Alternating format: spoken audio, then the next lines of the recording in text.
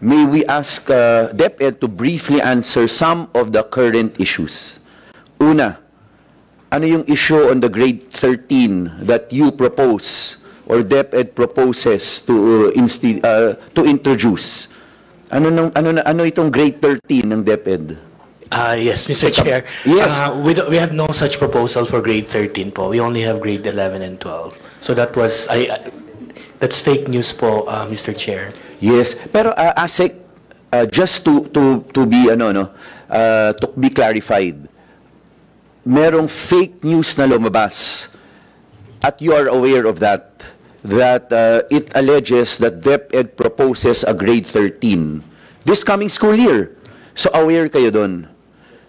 We've seen that, Mr. Chair. We actually released an announcement from the DepEd Philippines Facebook page na sinasabi pong hindi po totoo yun. So walang unit, walang grupo ng mga tao within DepEd, walang pinag-uusapan na grade 13?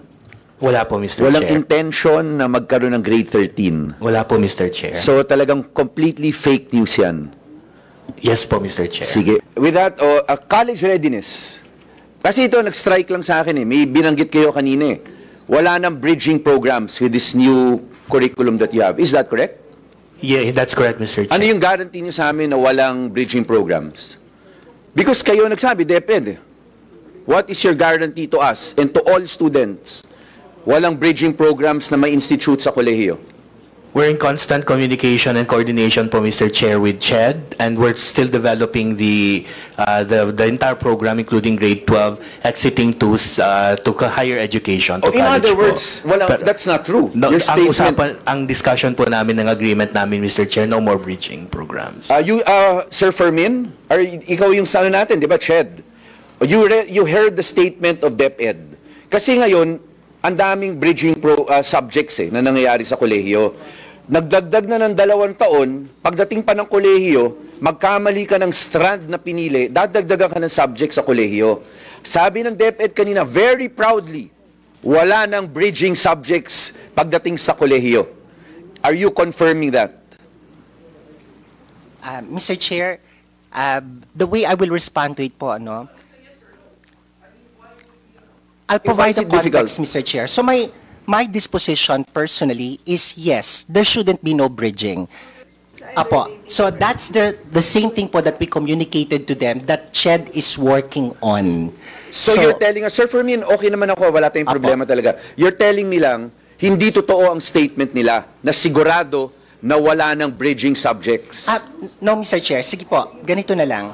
Sa mga usapin po namin since October of 2024, ang premise po, dapat walang nangyayaring bridging. The context, Mr. Chair... That is the premise. So ano yung final? Sa amin po, we're working towards na wala talagang bridging. So wala pa? Hindi pa definite yan? Wala pa po, Chair, kasi ang start po ng zonal public consultations on the impact of senior high school on GE sa Friday po. Yan po yung Visayas cluster. Ang definition po natin ng bridging, and that's what I found in my capacity as chair for GE, may admission test po kasi kada isang universidad at kolehiyo. So dahil po yung iba hindi nakaka-reach nung cut-off score nila, nagmamandate sila ng bridging program. So hindi po ito totoo sa lahat ng HEIs. Pero nakikita po naming pattern, ang reason kung bakit nagkaganon, wala po kasi tayong early interface ng senior high school at GE years ago when we started. So yun po yung ginawa namin ngayon ng Bureau of Curriculum Development at saka po ng Technical Panel for GE. Kaya po nung pinakita ni ASEC Janier kanina, mas lumilinaw yung direction.